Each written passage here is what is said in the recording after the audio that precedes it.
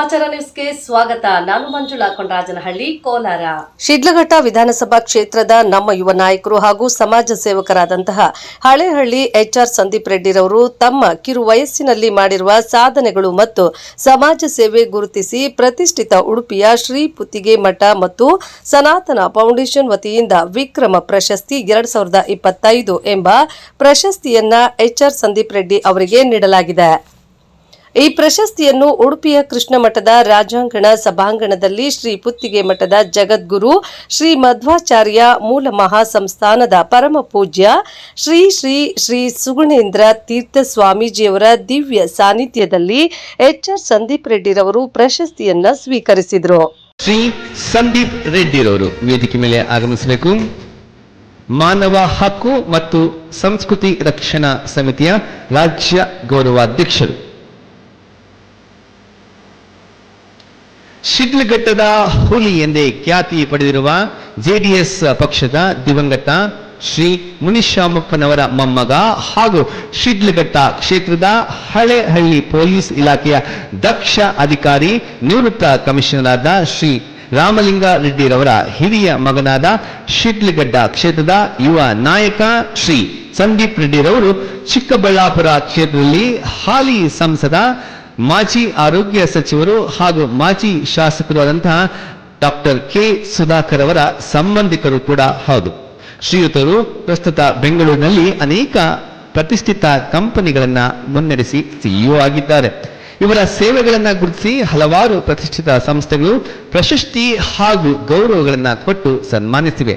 ಅದರಲ್ಲಿ ಕೆಲವು ಒರಾಕಲ್ ಸಂಸ್ಥೆ ನೀಡಿದ marketing brain of India, Puneeth Rajkumar foundation ವತಿಯಿಂದ youth icon of Bengaluru, Indian achievers award ಮುಂತಾದವು. ಮಾನವ ಹಕ್ಕುಗಳ ಮತ್ತು ಸಂಸ್ಕೃತಿ ರಕ್ಷಣಾ ಸಮಿತಿಯ ರಾಜ್ಯ ಗೌರವಾಧ್ಯಕ್ಷರು ಆಗಿರುವಂತಹ ಇವರಿಗೆ ಇಂದು ವಿಕ್ರಮ ಪ್ರಶಸ್ತಿಯನ್ನು ನೀಡಿ ಗೌರವಿಸಲಾಗುತ್ತದೆ. ಶುಭಾಶಯಗಳು ಹಾಗೂ ತಮ್ಮ ಚಪ್ಪಾಳೆಯ ಅಭಿನಂದನೆಗಳು. ನಂತರ ಮಾತನಾಡಿದ ಎಚ್ಆರ್ ಸಂದೀಪ್ ರೆಡ್ಡಿರವರು ಶಿಡ್ಲಘಟ್ಟ ಕ್ಷೇತ್ರದ ಜನತೆಗೆ ನಾನು ಮಾಡಿರುವ ಸಮಾಜಮುಖಿ ಕಾರ್ಯಗಳನ್ನು ಗುರುತಿಸಿ ಹಾಗೂ ಕ್ಷೇತ್ರದ ಜನತೆಯಲ್ಲಿ ಉತ್ತಮ ಒಡನಾಟವನ್ನು ಹೊಂದಿರುವುದನ್ನು ಗಮನಿಸಿ ಶ್ರೀ ಕೃಷ್ಣ ಪರಮಾತ್ಮನ ಅನುಗ್ರಹದಿಂದ ನನಗೆ ಉಡುಪಿ ಕೃಷ್ಣ ಮಠದಿಂದ ಈ ವರ್ಷದ ವಿಕ್ರಮ ಪ್ರಶಸ್ತಿಯನ್ನ ಪ್ರದಾನ ಮಾಡಿದ್ದಾರೆ. ಶ್ರೀ ಕೃಷ್ಣ ಪರಮಾತ್ಮನ ಆಶೀರ್ವಾದದಿಂದ ಶಿಡ್ಲಘಟ್ಟ ವಿಧಾನಸಭಾ ಕ್ಷೇತ್ರವು ಅಭಿವೃದ್ಧಿಯಾಗಬೇಕು. ತಾಲೂಕಿನಲ್ಲಿರುವ ಎಲ್ಲಾ ಸರ್ಕಾರಿ ಶಾಲೆಗಳು ಅಭಿವೃದ್ಧಿಯಾಗಿ ಮುಂದಿನ ದಿನಗಳಲ್ಲಿ ಮಠದ ಶ್ರೀಗಳಿಂದ ಅಭಿವೃದ್ಧಿ ಕಾರ್ಯಗಳನ್ನು ಮಾಡುವ ಪ್ರಯತ್ನದಲ್ಲಿದ್ದೇವೆ ಎಂದು ತಿಳಿಸಿದರು. ವರದಿ ಮಳ್ಮಾಚನಹಳ್ಳಿ, ಗೋವರ್ಧನ್, ಶಿಡ್ಲಘಟ್ಟ.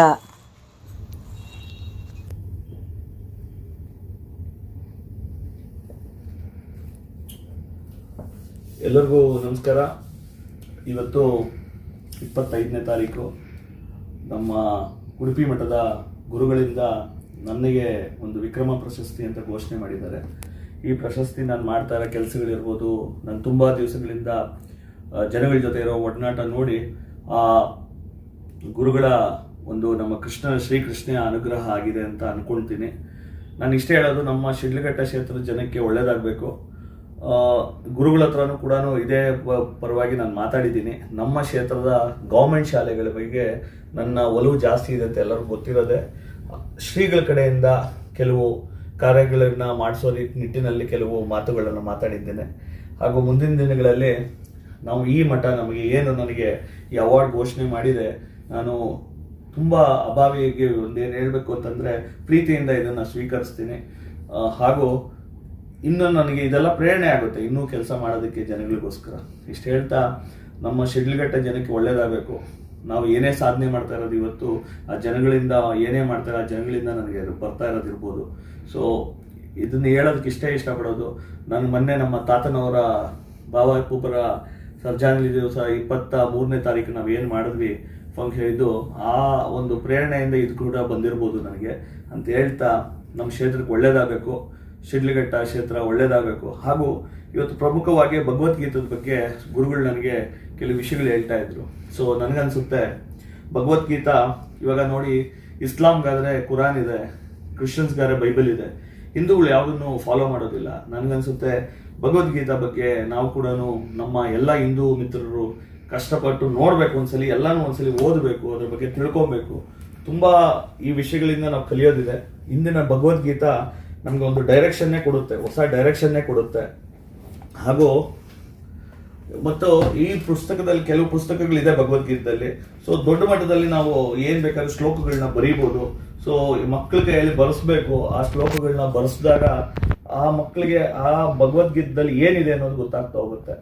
ನಾನು ಇಷ್ಟೇ ಹೇಳೋದು ನೋಡಿ, ನಮ್ಮ ಭಗವದ್ಗೀತೆಯಿಂದ ತಗೊಳ್ಳೋ ವಿಷಯಗಳು ತುಂಬಾ ಇದೆ. ಹೆಂಗೆ ಕೃಷ್ಣ ನಮ್ಮ ಕಂಪ್ಲೀಟ್ ಪಾಂಡವರನ್ನ ನಡೆಸ್ತಾರೆ, ಆದ್ರೆ ಗೊತ್ತಿಲ್ಲದೇನೆ ಇಡೀ ಮಹಾಭಾರತ ನಡೆಯೋದೇ ಕೃಷ್ಣನ ಆಟ ಅಂತ ಹೇಳ್ತಾ ಇಷ್ಟೇ ಹೇಳೋದು. ಎಲ್ಲರಿಗೂ ಒಳ್ಳೇದಾಗ್ಲಿ, ಶಿಡ್ಲಘಟ್ಟ ಕ್ಷೇತ್ರಕ್ಕೆ ಒಳ್ಳೇದಾಗ್ಲಿ. ಗುರುಗಳ ಕೈಯಿಂದ ಈ ಪ್ರಶಸ್ತಿ ತಗೊಳ್ತಾ ಇರೋದು ನನ್ನ ಸೌಭಾಗ್ಯ. ಹಾಗೂ ಈ ಎಂಟೈರ್ ಪ್ರಶಸ್ತಿನ ನಾನು ಶಿಡ್ಲಘಟ್ಟ ಜನತೆಗೆ ಕೊಡಕ್ಕೆ ಇಷ್ಟಪಡ್ತೀನಿ. ಇದು ನಮ್ಮ ಶಿಡ್ಲಘಟ್ಟೆಯ ಗೆಲುವು. ಶಿಡ್ಲಘಟ್ಟ ಅಂದ್ರೆ ಎಲ್ಲಿ ಅಂತ ಕೇಳ್ತಾ ಇದ್ರು ಜನ. ಐ ಥಿಂಕ್ ಇವತ್ತು ಎಲ್ಲ ಮಠಾಧೀಶರು ಇರ್ಬೋದು, ಎಲ್ಲ ಪೊಲಿಟಿಷಿಯನ್ಸ್ ಇರ್ಬೋದು ಗೊತ್ತಾಗಿದೆ. ಮುಂದಿನ ದಿನಗಳಲ್ಲಿ ದೊಡ್ಡ ಮಟ್ಟಕ್ಕೆ ನಮ್ಮ ಕ್ಷೇತ್ರನ ಎತ್ಕೊಂಡು ಹೋಗೋಣ ಅಂತ ಹೇಳ್ತಾ ನನ್ನ ಮಾತು ಮುಗಿಸ್ತೀನಿ. ಹರೇ ಕೃಷ್ಣ. Thank you.